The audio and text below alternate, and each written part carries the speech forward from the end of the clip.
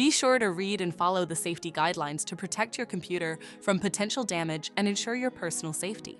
For more information about safety guidelines, see the owner's manual at dell.com/support. Before you begin, turn off the computer and disconnect all the attached peripherals.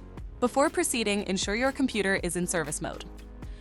To enter service mode, press and hold the B key on the keyboard and then press the power button.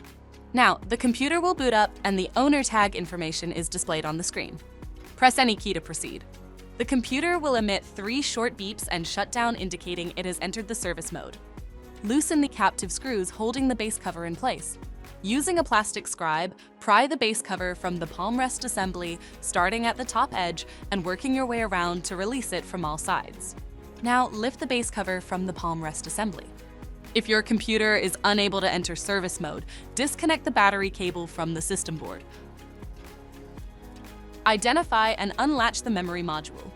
Grasp the module by the edges to remove it from the system. To reinstall the memory module, relatch it to the system.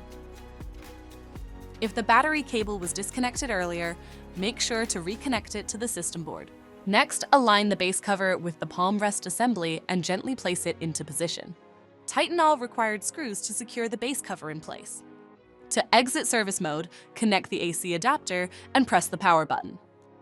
Please note, the system will only power on and exit service mode if the adapter is connected. For more information about your Dell system, visit dell.com/support.